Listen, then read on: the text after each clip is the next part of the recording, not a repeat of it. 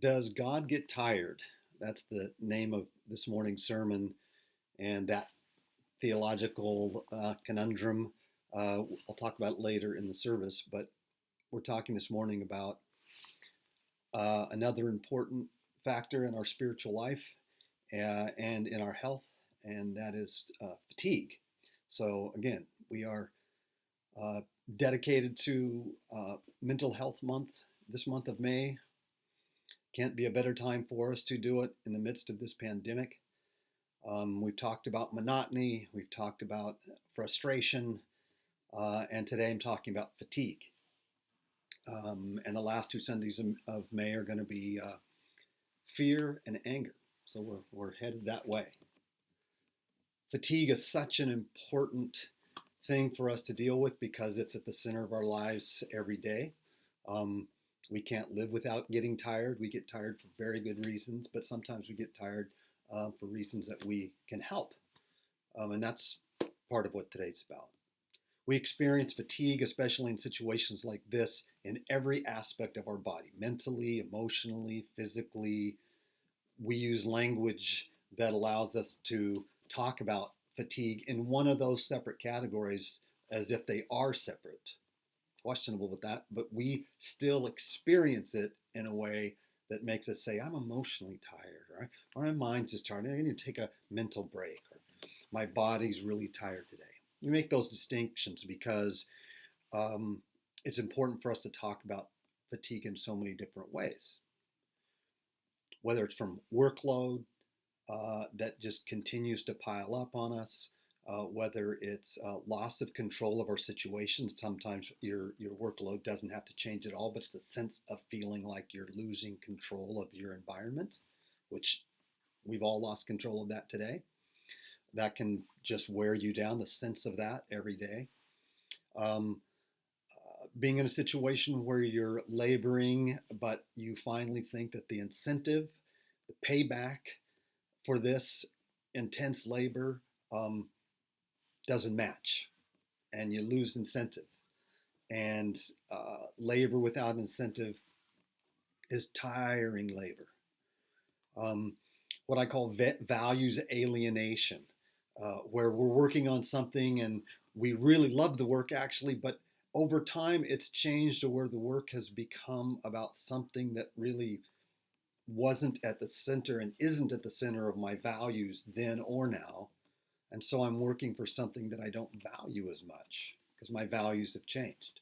Or maybe those around me's value have changed and I'm still working in that same old motive, and it's tiring. You feel like you're working or living or struggling alone. And then a whole other categories of medical reasons, which I'm not qualified to talk about. I'm not going to talk about, except to say that when the body is sick or ill or injured, whether it's physical or mental or anything, it takes energy to heal, and fatigue is a natural part of the healing process, regardless of what kind of healing it is. And so, if we have a medical condition that needs any kind of recuperation period at all, your body is going to be spending energy and get depleted. Now, we think we can ante up on this most of the time with our daily cup of Joe, or a Monster drink or Red Bull or whatever it is. I don't know how you people can drink those things. Whoever you are out there is drinking all those Red Bulls and Monster drinks. I think they taste terrible, and they make my body shake. Um, so it works for some people, and I'm not going to knock it because I'm just bringing that up. That people, all of us, do something to sort of, address that low-level chronic thing that just slows us down a little bit during the day. So I get that. So if that Monster drink's working for you, or that Red Bull, or that whatever it is, caffeine loaded thing that gets you going, I can't knock it. But it does suggest that we are, continually on a daily basis trying to, resist the feelings of fatigue. And once we hit the wall, let's talk about that part, whether again it's mental or physical. When you hit the wall, when you've really, for all of us, when you know how tired you can get. Um, Fatigue, if it's not addressed and just goes on, can quickly spiral into very serious problems. Learning and recall deficits, memory decline, decreased work performance, impaired judgment when we're tired, increased sick time, errors, headache, dizziness, muscle weakness. I'm going right down them, check off the boxes. Depression can eventually evolve out of chronic tiredness.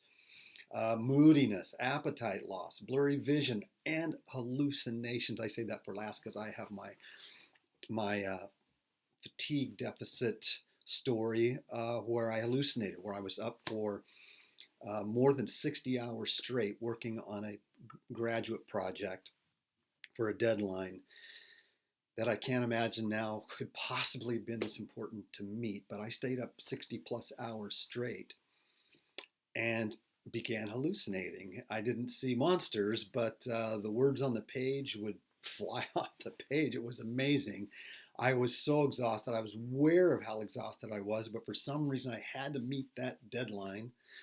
Yes, I did. The work was probably not very good quality, but I learned a lot about what your vision and your mind and your senses do when you're just tapped out on fatigue. Sometimes you're aware of it, like I was then, because I was just down and working the whole time. I was aware of it. Other times we can get to those levels over such an extended period of time, we don't notice it as much, but it bites in the same way. Now to our story about Moses.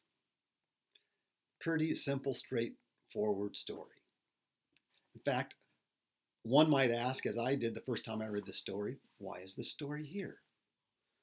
Moses is adjudicating cases of social conflict in the community, and the courts get backed up. Familiar story. And Moses can't handle the load, but he keeps on, and I like how God interrupts him. Very simple. God's words. Why are you sitting by yourself, Moses, and all the people standing around you from morning until evening? God knows why. It's obvious. Moses is doing the work of God, actually. But God just still comes to Moses simple, like, I don't understand. Why does that job necessitate, Moses, all of these people standing around waiting to see you and wearing you out day in and day out? Well, as you see how the story goes, it's very non-eventful. They appoint more people to help adjudicate the cases. They have more judges, essentially. So Moses' workload is less, and they move on. And everyone was satisfied, basically, as the story ends. Why do we need this story? Well, we need it on the practical end of taking a break because even a person like Moses can get fatigued beyond his ability to function effectively. So everyone needs rest. We know that. But in this case, Moses has a very inflated sense of himself. Really, it's a breakdown in Moses' trust of other people is one part of it. That only he can trust himself to really adjudicate fairly. Maybe that was part of it. But another important part of it is not only that Moses is going to be take everything on his shoulders, but in a real historical way, this most likely reflects an argument, a dispute in the community about the adding of judges. The story is there to give permission to adding more judges. There's no real dispute about it. It's a question. Work Moses to death or get more judges? Get more judges. But what would have happened in reality as judges and in fact, the entire ancient world was rigidly organized at that time, that both lineage and occupation were intimately intertwined. And so it was family lines that moved toward the priesthood and family lines that moved toward the law. So it was the aristocratic privilege, if you will, for many of those families. So to expand the judge appointments at Moses' time so that he could rest more would also mean sharing some power, most likely, with some families who hadn't had power in the courts before, or individuals, or however you want to put it.